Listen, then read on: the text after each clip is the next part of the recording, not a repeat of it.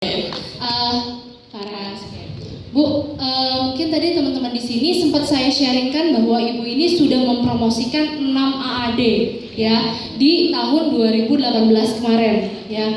Nah, pastinya teman-teman di sini ingin tahu sebenarnya bagaimana sih caranya Ibu strateginya merekrut, terus udah gitu membangun timnya itu seperti apa supaya bisa menjadikan promosi 8 AAD. Ya, boleh ya Bu ya, saya kasih waktu. Nantinya 8 gitu maksudnya. Iya, boleh ya. Oke, silakan Bu, waktu dan tempat kami bersitakan. Ya, terima kasih Bu Faras, Pak Epi, terima kasih teman-teman hadir. Kalau tadi yang sharing di depan sama yang nanti itu sudah bau masakan teman-teman. Kalau saya masih bau kencur ya.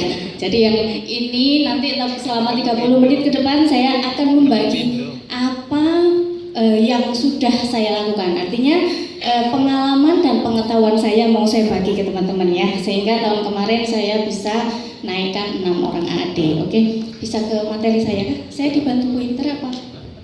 Ada pointer apa ini? Oke teman-teman, ini 30 menit waktu saya, jadi mungkin ngomongnya rotok maraton ya. Bisa langsung ke materi saya. Oke. Nah teman-teman, apa sih sebetulnya yang ingin saya bagi sama teman-teman adalah tugas saya adalah pengembangan tim selama building tim selama di Prudential. Saya termasuk bau kencur sekali ya. 3 tahun yang lalu saya join di Prudential bulan Oktober. Jadi pas ini saya ulang tahun. Nggak ada yang bawa kue kan? Nggak ada. Teman-teman, saya berbagi tentang bagaimana saya mengembangkan bisnis. Nah, saya ini hanya permasalahan pola pikir, hanya permasalahan sudut pandang saja. Jadi artinya saya memandang di bisnis Prudential ini itu dalam satu bisnisnya, bukan dalam satu pekerjaannya. Sama kayak gini, batok kelapa di mata orang yang pengrajin sama batok kelapa di mata petani itu jelas berbeda fungsinya. Nah itu yang saya lakukan. Jadi artinya bisnisnya Prudential ini saya anggap bahwa ini adalah network marketing. Jadi kita ini laba-laba. Jadi teman-teman bisa bayangkan bahwa kalau laba-laba dia tidak menjaring, dia tidak membuat laba-labanya, maka dia tidak akan menangkap mangsa, jadi dia nggak akan bisa makan teman-teman. Nah itu yang jadi pola pikir saya, sehingga saya menganggap bahwa network marketing ini adalah salah satunya. Saya sudah menjalani bisnis ini bermacam-macam, mulai saya jadi karyawan, mulai saya jadi bisnis owner, sampai saya nyemplung di bisnis network marketing ini gitu teman-teman. Nah ini hanya masalah mindset. Jadi saya memandang bisnis ini yang tadi saya bilang bahwa ini bukan pekerjaan saya, ini bisnis saya.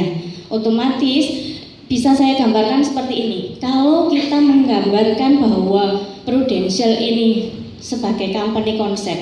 Jadi artinya begini, teman-teman contoh aja pabrik aqua ya. Pabrik aqua dia punya, ini jelas sampai ke belakang tulisannya.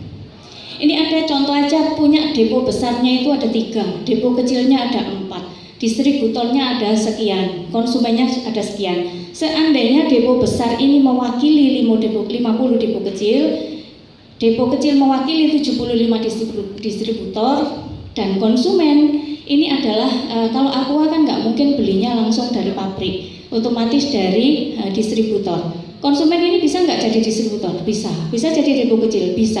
Ada target-target tertentu yang mungkin bisa dicapai sehingga dia pada posisi depo besar. Sehingga saya berpikir bahwa dengan semakin banyak diciptakan bagian struktur berjenjang, maka akan semakin banyak pula omset pabrik yang diterima. Setuju nggak teman-teman? Ya, sama. Boleh nggak kalau saya buat begini di Prudential?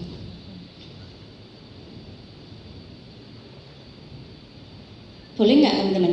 Dengan semakin banyak agent yang kita rekrut dan naik level keagenan, maka akan semakin banyak pula kesempatan bertumbuh. Boleh nggak seperti ini? Podo nggak kira-kira? Sama teman-teman ya, sama. Jadi artinya untuk dari agent naik ke AAM ini hanya transisi aja, kemudian naik ke AAD, naik AD sampai EAD. Dengan semakin banyak AD, maka ini tadi semakin banyak pula kesempatan kita untuk bertumbuh. Hal ini yang mendasari saya memandang Prudential ini dalam satu konsep bisnis. Jadi bukan dalam konsep bekerja teman-teman. Sehingga saya tahu hasil akhirnya apa, sehingga saya harus mengembangkan bisnisnya Prudential. Jadi kali ini saya tidak ngomong masalah bagaimana itu jualan atau selling produk, tapi saya ngomong tentang bisnisnya Prudential, gitu ya. Berarti kalau begini yang paling banyak harus dilakukan apa teman-teman? Rekrut ya, setuju ya. Jadi hal yang paling harus kita lakukan adalah rekrut apabila kita menganggap, kita memandang bahwa bisnisnya Prudential ini sebagai satu bisnis. Kalau kita hanya menganggap Prudential ini hanya sebagai pekerjaan kita, maka kita tidak akan pernah menganggap bahwa rekrut ini penting. Rekrut ini bahan bakunya, yo oksigene, ya subjeknya, ya motor penggeraknya, gitu teman-teman. Jadi artinya mau nggak mau apabila kita mau mengembangkan bisnisnya Prudential, satu-satunya cara adalah rekrut ya. Sehingga kita bisa ngomong, saya bisa ngomong bahwa bisnis Prudential ini adalah bisnis leader. Bisa disebut Pak Lurah kalau ada warganya.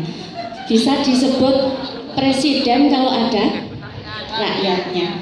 Bisa disebut leader kalau ada agentnya. Berarti kalau tidak ada agentnya enggak disebut leader. Jadi posisi iya, secara struktural iya leader, tapi secara fungsional enggak.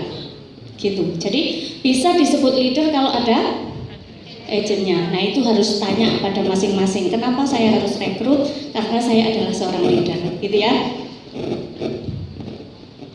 Gini teman-teman, sebetulnya kalau kita ngomong masalah leader itu sebetulnya adalah hal yang sangat bukan sesuatu yang sulit. Gini, saya yakin semua yang hadir, teman-teman yang hadir ini sebagian kecil entah besar itu mungkin belum ada yang jadi orang tua.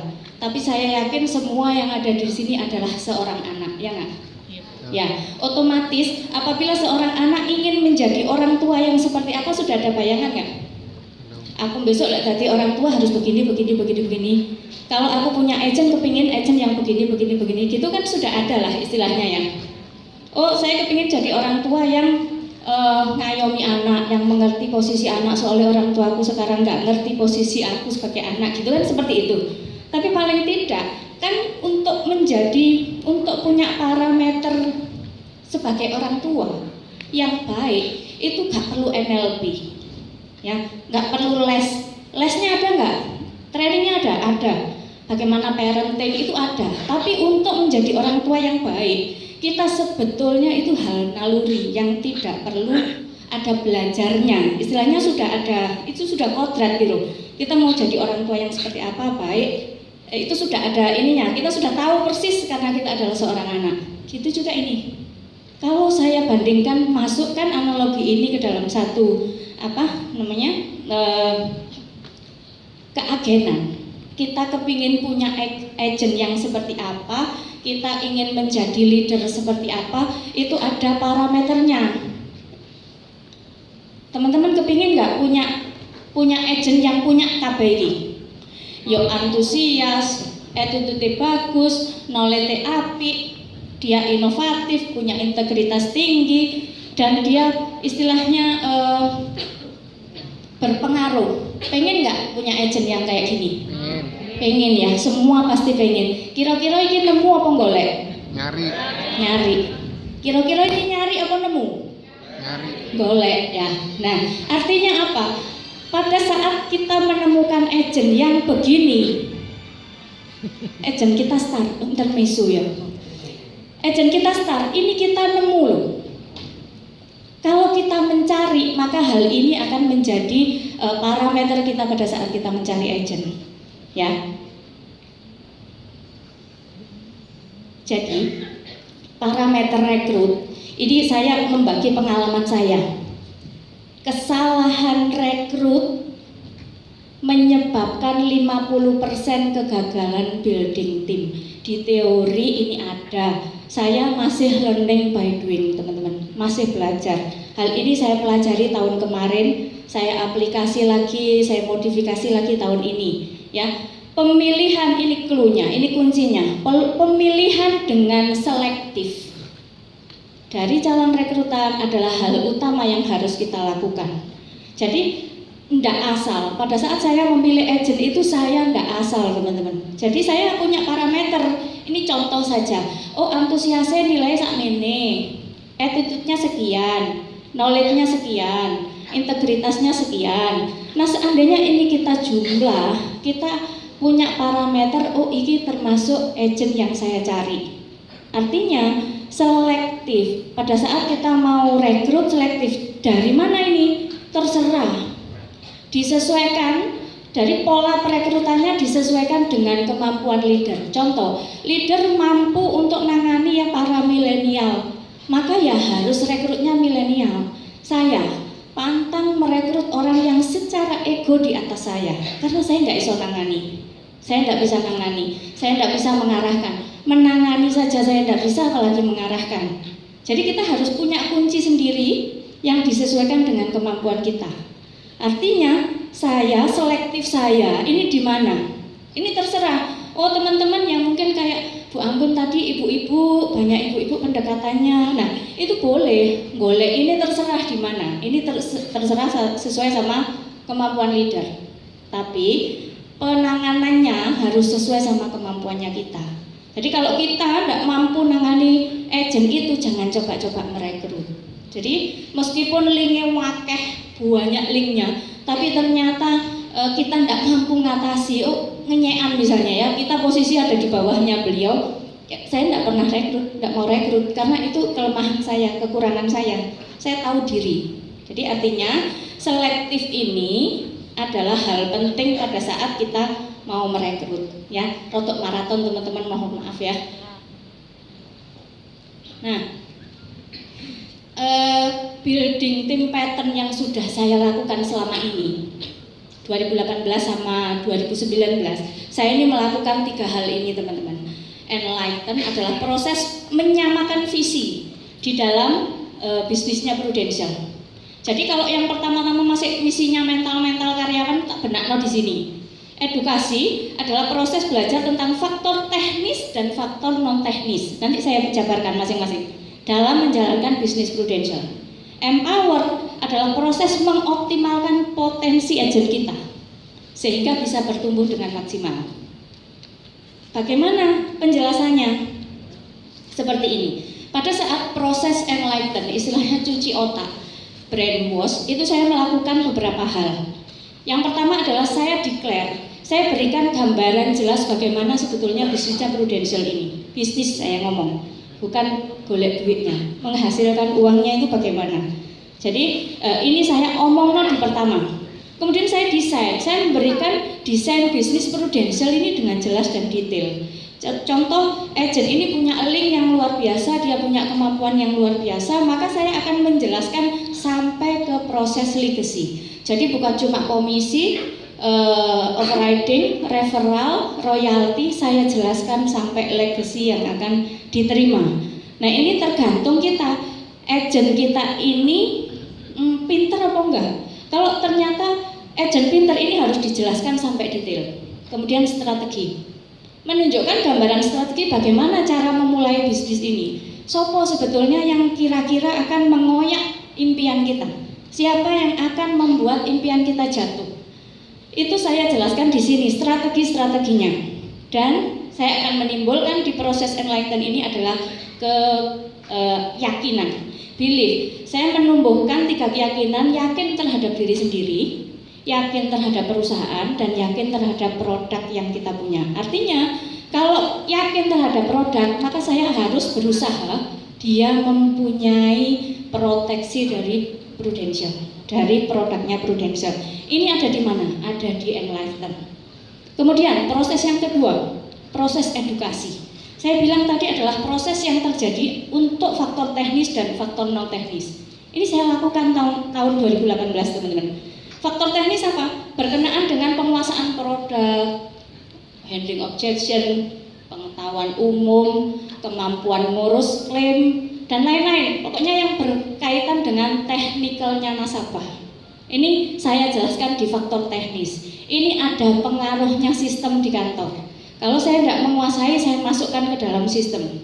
Karena faktor ini adalah faktor penting sudah fase kedua.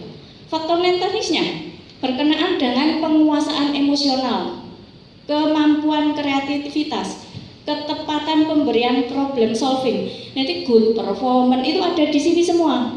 Ini di benak no. Sebelum kita mengempower, sebelum agent itu closing, sambil jalan faktor ini saya benahi dulu.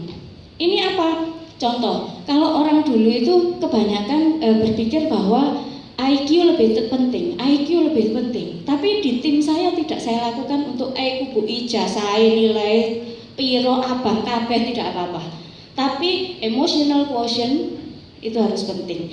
Saya sering berkala 6 bulan sekali saya daftar bareng-bareng tim saya untuk tes emotional quotient. Jadi di Malang itu ada lembaga pendidikan yang tidak hanya ngetes tentang IQ, tapi ngetes juga tentang emotional quotient. Jadi itu namanya pengukurannya emotional quotient intelligence gitu. Jadi ada bukan pengukuran IQ saja, tapi pengukuran emotional quotient. Karena ini penting sekali.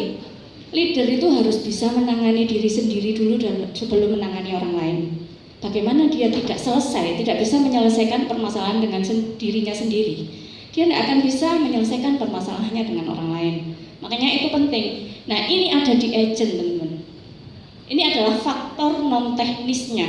Jadi faktor teknis dan faktor non teknis dua-duanya saya jalani sambil jalan. Learning by doing. Ini proses edukasi. Proses empowernya bagaimana?